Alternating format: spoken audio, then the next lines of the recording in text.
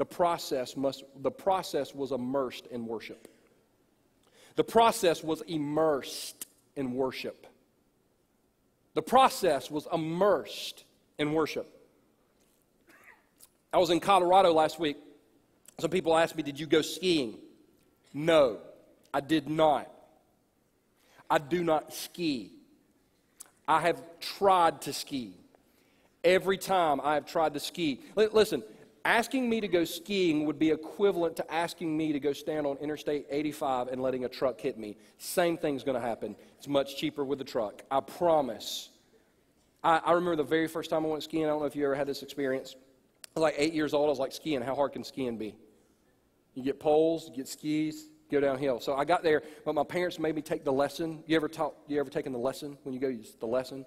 And so they take you on a hill about like an anthill, you know what I'm saying? Anybody can ski on an anthill. And so they take me to this anthill and they teach me how to do something called the V-wedge. You know what the V-wedge is? It's how to stop. And it works on an anthill. You're skiing and you do your skis like this. And the snow goes, see, I wanted to do one of those things.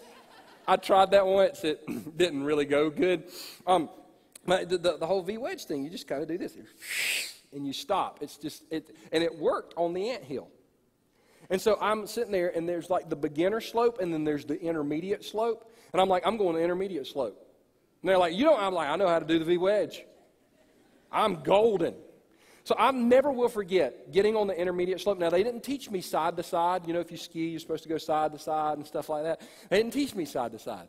So I didn't know. And I'm 8 and have 2 poles, 2 skis. And I get to the top of the hill and I went, whoosh. 15 seconds later, I'm going Mach 4 and my hair's on fire. I'm like, I am flying by people. It was but I've never gone that fast in my life. I had great form. And the bottom of the hill is getting really close, really fast. And my uncle is over here and he goes, do the V-wedge. I tried, and when I don't even really know what happened, but the skis went this way. My legs somehow got tied in a knot. I started flipping end over end. I'm not lying. Skis went everywhere. Poles went everywhere. And when it was over, the carnage, I think I killed 17 people. 15 were missing. I just lay, and I remember thinking, I was going too fast for that stupid thing to work. I got going down the hill so fast that I couldn't stop. That's what happens with some singles when it comes to dating. You have really great intentions at the top of the hill, but when you push off and you begin to go down, you get caught up in the process rather than getting caught up in Jesus. And the process is not immersed in worship. God made it abundantly clear to this guy, the woman he was searching for, and what was his reaction. Genesis chapter 24, starting in verse 26.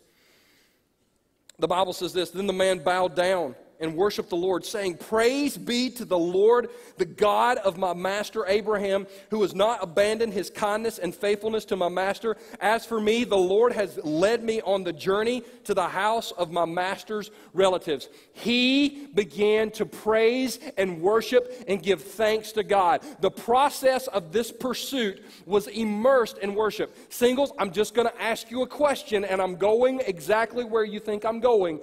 Is the process of your dating immersed in worship or wickedness? Is the process of your dating immersed in worship or wickedness?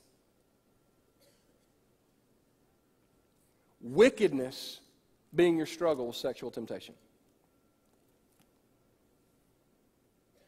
Because it is impossible, single dude, to say that you love Jesus with all your heart and raise your hands in worship and then go put those hands where they don't belong on a female. It is impossible, ladies, to say you love Jesus and that you are his, but then you go turn yourself over to a guy just to have his attention. The process needs to be immersed in worship, not in wickedness.